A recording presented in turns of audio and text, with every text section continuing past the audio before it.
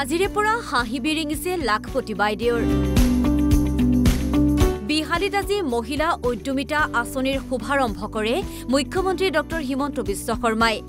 মুখ্যমন্ত্ৰী মহিলা উদ্যমিতা আঁচনিৰ অধীনত সমষ্টিটোৰ ২৩,৩৬৭ গৰাকী উদ্যমী মহিলাক ১০,০০০ টকাৰ চেক প্ৰদান কৰে মুখ্যমন্ত্ৰীগৰাকীয়ে পৰৱৰ্তী সময়ত ধনৰ সদ্ব্যৱহাৰ কৰা মহিলাক ২৫,০০০ আৰু পৰ্যায়ক্ৰমে ধনৰাশি বৃদ্ধিৰ কথাও ঘোষণা কৰে মুখ্যমন্ত্ৰীগৰাকীয়ে আমাৰ আঁচনিটোৰ লক্ষ্য হৈছে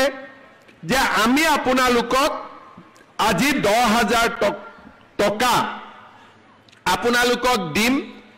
আৰু আপোনালোকে অহা ১ বছৰ এই ১০,০০০ টকাটো সৎ ব্যৱহাৰ কৰিব কোনোবাই হালত দিব কোনোবাৰ গিৰিয়েক বা স্বামীৰ ব্যৱসায় আছে তাতে ১০,০০০ টকাটো দিব কোনো আপত্তি নাই বেয়া কামত খৰচ কৰিব নালাগে ভাল কামত খৰচ কৰাত কোনো আপত্তি নাই ঘৰত যদি মোৰ বাগিচা আছে ক্ষুদ্ৰ চাহ খেতি আছে তাতো লগাই দিয়ক কোনো অসুবিধা নাই হালত কৰক মুৰ্গী কৰক কণী কৰক ব্যৱসায় কৰক ১ বছৰ পিছত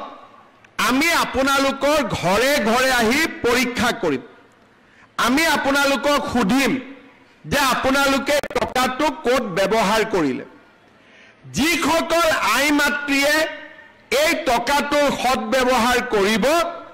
অহা বছৰ তেওঁলোকক আমি ২৫,০০০ টকাকৈ তেওঁলোকক আমি আগবঢ়াম মুখ্যমন্ত্ৰীগৰাকীয়ে প্ৰদান কৰা ১০,০০০ টকাৰে গাহৰি পালন ছাগলী পালনকে ধৰি বিভিন্ন কাম কৰাৰ পৰিকল্পনা কৰিছে মহিলাসকলে আগবঢ়োৱা ধনৰ বাবে চৰকাৰক ধন্যবাদ জ্ঞাপন কৰিছে উদ্যমী মহিলাসকলে বহুত ভাল লাগিছে আৰু আমি যিখিনি পইচা পাইছো এইখিনি পইচা দি আমি আৰু আগুৱাই যাম এতিয়া যদি ৪টা ছাগলী আছে আৰু 2টা কিনিব পাৰিম ধৰক তেনেকে আকৌ পিছত ২৫,০০০ দিম বুলি কৈছে তেনেকে আকৌ লওক তেনেকে যিমান পাৰো আগুৱাই গৈ থাকিম লাগিছে মুখ্যমন্ত্ৰী হিমন্ত বিশ্ব শৰ্মাই এনে এটা পদক্ষেপ লোৱাৰ কাৰণে আমাৰ মহিলাসকল বহুগুণে উপকৃত হ'ব বুলি মই ভাবিছোঁ থেংক ইউ অসম চৰকাৰ আমাক ইমানখিনি সুবিধা দিয়াৰ কাৰণে আমাৰ মহিলাই এখন যিখন উদ্যমিতা আঁচনি দিছে আমাক সেই উদ্যমিতা আঁচনিৰ পৰা আমি লাখপতি বাইদেউ হ'বৰ কাৰণে আমাক চৰকাৰে সুবিধা দিছে মুঠৰ ওপৰত মুখ্যমন্ত্ৰীৰ প্ৰচেষ্টাক শলাগ লৈ হাঁহিমুখে ঘৰলৈ গ'ল উদ্যমী মহিলাসকল বিশ্বনাথ চাৰিআলিৰ পৰা ত্ৰিবেণী বৰাৰ ৰিপৰ্ট NB নিউজ